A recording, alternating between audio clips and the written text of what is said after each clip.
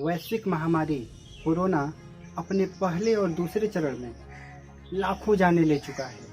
हजारों लोग अनाथ और बेघर हो चुके हैं।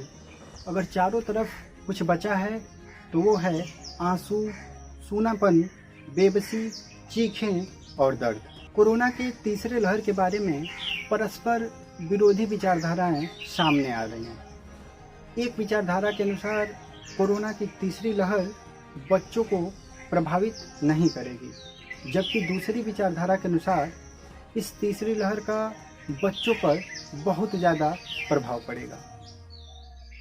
जब हम कोरोना के बारे में अतिवादी सोच रखते हैं, यानी अधिक सोच रखते हैं, पूर्वानुमान करते हैं, तब हम या तो अवसाद ग्रसित हो जाते हैं या फिर हम अधिक लापरवाह हो जाते हैं। जैसे अगर हम सोचते हैं कि तीसरी लहर जिसका सबसे ज़्यादा प्रभाव बच्चों पर पड़ेगा, तब हम डिप्रेशन में हो जाते हैं, अवसाद ग्रसित हो जाते हैं, हमें कुछ सूझता ही नहीं है। जब हम ये सोचते हैं कि कोरोना की तीसरी लहर का असर बच्चों पर नहीं पड़ेगा, तब हम बहुत अधिक लापरवाह हो जाते हैं।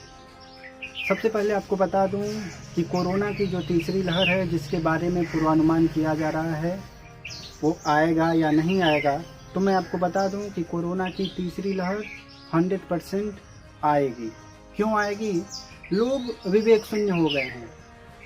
आजकल लोग गांव में वैक्सीन तक नहीं लगवा रहे हैं, न ही कोरोना के गाइडलाइंस का पालन कर रहे हैं, न वो 2 गज की दूरी रख रहे हैं, न वो मास्क लगा रहे हैं, और न ही वो सार्वजनिक स्थानों पर भीड़ भाड़ से बचने का प्रयास कर रहे हैं।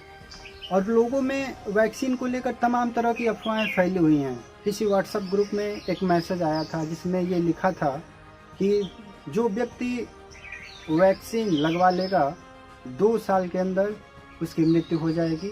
तो इस तरह की अफवाह के कारण लोगों में एक तरह का भ्रम फैला हुआ है, जिससे लोग वैक्सीन लगवाना बिल्कुल भी नहीं चाह रहे हैं।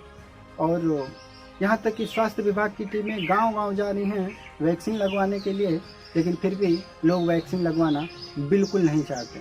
इस महामारी के दौरान अन्य जितनी भी राजनीतिक विपक्षी पार्टियां हैं, विपक्षी पार्टियों का मतलब ये कि वो पार्टियां जो सरकार में नहीं हैं, विपक्ष में हैं, वो अगर चाहें तो वैक्सीन लगवाकर अपने सोशल मीडिया अकाउंट पर, ट्विटर, इंस्टा, फेसबुक इत्यादि पर शेयर करके लोगों को जागरूक कर सकते हैं कि लोग अधिक से अधिक वैक्सीन लगवाएं, इस बीमारी से बचें। लेकिन नहीं, उन्हें तो लाशों की राजनीति करनी है।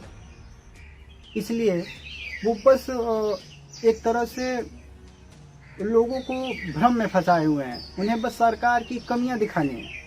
उन्हें जनता से कोई मोह माया नहीं है, कोई लगाव नहीं है। और राजनीतिक पार्टियां, हालांकि सब कोई जानता है कि वैक्सीन ही एक ऐसा उपाय है जिससे हम कोरोना से बच सकते हैं, बाकी उसके अलावा कोई भी उपाय नहीं है। तो हालांकि राजनीतिक पार्टियां चाहें तो वो बता सकती हैं, सबको जागरूक कर सकती हैं कि चलो भाई वैक्सीन लगवा लो और तुम बच जाओगे, सब लोग सुरक्षित रहेंगे। लेकिन नहीं, मोदी सरकार का इतना ज़्यादा विरोध हो चुका है कि अगर वो कहें कि वैक्सीन लगवाने से व्यक्ति सुरक्षित रहेगा, उसकी जान बच जाएगी, तो विपक्ष वाले बोलेंगे नहीं, ऐसा नहीं होगा। मोदी सरकार कहे कि अगर भोजन से हमें ऊर्जा मिलती है, तो विपक्ष वाले फिर बोलेंगे नहीं मिलती है। मोदी सरकार बोले कि जल ही जीवन है, तो विपक्ष वाले फिर ये बात बोलेंगे नहीं, जल तो जीवन ही नहीं है। तो इस तरह से सरकार का विरोध हो रहा है। हर जगह कमियां निकाली जा रही हैं। उन लोगों को, जो तमाम विपक्षी पार्टियां, उनको लाशों की राजनीति करनी है। इतना ज़्यादा महामारी आया था 2 साल से, 1.5 साल से, चाहे जितने भी दिनों से चल रहा है कोरोना। अब मुझे किसी पार्टी का नाम बताइए जो विपक्ष में हो और वो जनता की सेवा की हो। अगर वो चाहते, करोड़ों की संपत्ति उनके पास, आप लोग देखेंगे, गूगल करके देख लीजिएगा, उनके पास करोड़ों की संपत्ति है। अगर वो चाहते तो इस महामारी के दौरान लोगों की मदद कर सकते थे, लेकिन वो मदद नहीं किए, चुपचाप अपने घर में बैठे रहे। और वो ट्वीट वगैरह करते हैं, राजनीति करते हैं, लाशें गिनते हैं कि हाँ यूपी में इतना, एमपी में इतना, बस यही उनका काम रह गया है। इस महामारी के दौरान राजनीतिक पार्टियों की भी एक तरह से मक्कारीपन सामने आ गई है। जैसे कि अगर कोरोना बढ़ता है तो उसके जिम्मेदार मोदी जी होंगे, लेकिन घटेगा तब नहीं। अगर वैक्सीन विदेश जाएगा तो लोग इसका विरोध करेंगे, लेकिन अगर वैक्सीन हमारे यहाँ उपलब्ध है तो वैक्सीन नहीं लगवाएंगे। सही बताऊं तो मौजूदा सरकार ही, जो मोदी सरकार है, जो योगी सरकार है, वही चाह रही है कि लोग कोरोना से बचें, क्योंकि जो पार्टी या जो लोग शासन सत्ता में हैं वे अपना वर्चस्व आने वाले समय तक ही बना कर रखना चाहते हैं कि आगे आने वाले भविष्य में भी वो अपना वर्चस्व कायम रखें। इसलिए वो सबसे ज़्यादा प्रयासरत हैं कि लोग कोरोना से बचें, अधिक से अधिक उनकी रक्षा हो सके।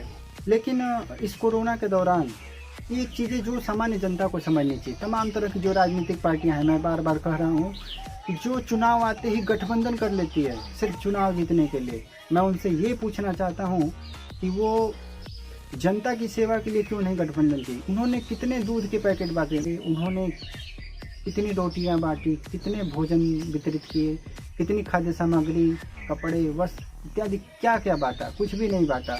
उन्हें बस सरकार की कमियां दिखानी होती है। कुल मिलाकर पहले और दूसरे चरण में जिन लोगों ने अपने माँ बाप को खोया है, तीसरे चरण में उनके खुद के संक्रमित होने की संभावना है। अतः वैक्सीनेशन जरूर करवाएं, अपने स्वजनों का ख्याल रखें। जय हिंद, जय भारत।